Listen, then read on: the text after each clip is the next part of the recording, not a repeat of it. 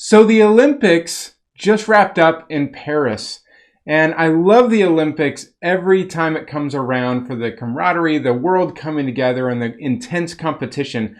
But in this video, I actually want to share with you 5 of my favorite stories and the lessons that I learned from them during the Olympics. Let's jump in.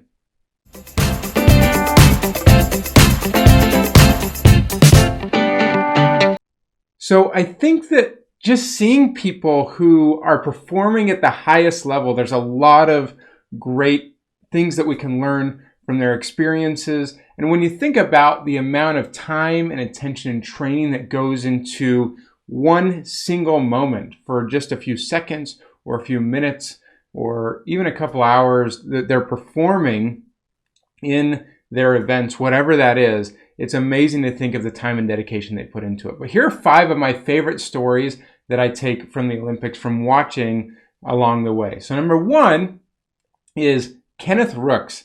He actually ended up earning the silver medal in the 3,000 meter steeplechase. He's a United States runner, and he actually went to my alma mater, BYU. But what I loved watching him, first of all, it's to see some of the ways that he's come along over the last couple of years. To see, he actually won the U.S. championship last year after falling during the race, and he was able to come from all the way back to finish first and win that race, which is incredible. And in the Olympics race, he beat his personal best by 6 seconds, which is actually pretty remarkable. But one of the things about running the race and that I learned from it is stick to the plan. He and his coach thought that perhaps that the race would get out pretty fast. And so during the first few laps of the race, he stayed back. And the coach just said, hey, stick to this particular cadence, which was about a 64, 65 second lap time for him, until the very last lap or so, which is about 400 meters or so. And during that time, he started positioning himself and making some moves, and he finally blew ahead and was at the very front and even had a gap with about 200 or so meters to go. The previous gold medal winner was able to pass him and take first, but he kept fighting and was able to get second, which is something that it's been a lot of years since a United States runner has medaled in that event. So it was pretty remarkable to stick to the plan, even though that meant that he was hanging out at the back of the pack for a lot of the race, and then was able to slowly move his way up when he had the energy to do so and pass a lot of people, which was pretty impressive. Story number 2 that I really love, if I'm pronouncing his name correctly, is Steven Nedorodic. Now, he is a United States male gymnast, and he became the source of a whole lot of memes. But I love him because, first of all, he's just so smiley and likable. Second of all, he is a specialist in the team gymnastics event.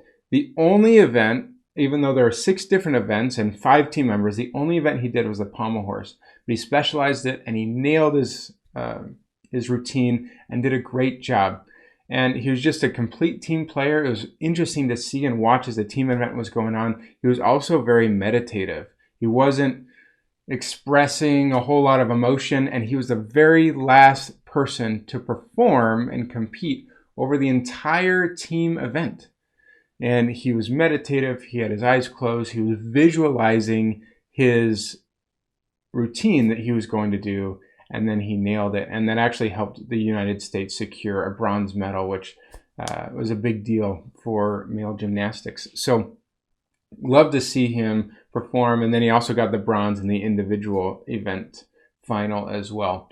So, and it's also fun because he's an engineer, and I have an engineering background. I work with a whole lot of engineers to see, hey, yes, he's an engineer. He's a self-proclaimed nerd, but he's so much more than that. And he's also so much more than just a gymnast. And so it's fun to see someone who has well-rounded skill sets in a lot of different areas and can be excellent, even if it's just in one thing instead of doing all the things. And, you know, he specialized in that particular event. Story number 3 that I love is from basketball. I love watching basketball. It's one of my favorite sports to play and to watch. And so to watch the United States team take gold was a huge deal. There were a lot of times where that was put in question, especially during the semifinal match versus Serbia. They were down 17 in the third quarter, I believe, and they were able to come back and have a huge surge, largely through the play of a lot of their veteran players, including LeBron James and Steph Curry, who scored 36 points in that semifinal game.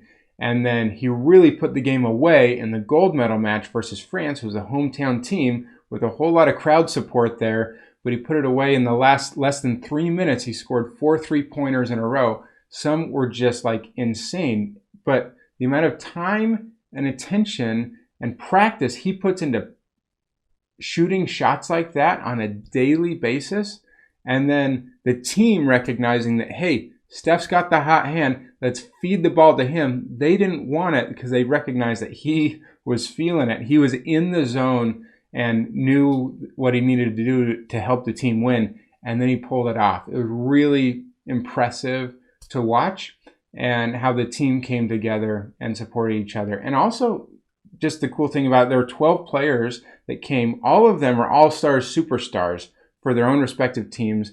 And all of them had to find a way, okay, usually I'm like the number one guy on my team. Now I need to play a certain role and play within my skill set in this sort of environment and in a different style of basketball that international play requires. It's really cool to see them come together and play to their strengths in that way. So find the hot hand, but trust each other and support each other and play your role, no matter what that is. Number 4, I loved watching, this is in the women's long jump, Tara Davis Woodhall. And she was a U.S. Athlete who competed and actually won the gold medal in that event. But more so than her competition, which I loved watching, she did a fabulous job. But I loved, after she knew that she won, she did her last jump, where she went right to, after that, was right to her husband, who's a Paralympian of his own right.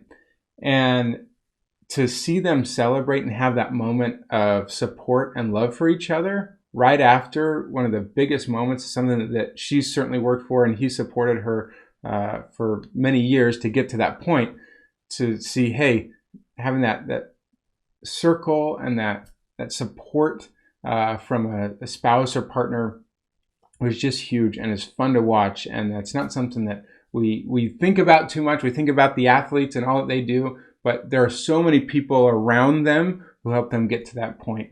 And so it's fun to see that captured on TV in that moment and be able to witness some of that, and the love and the excitement that he was having for her in watching her succeed. So that was super fun.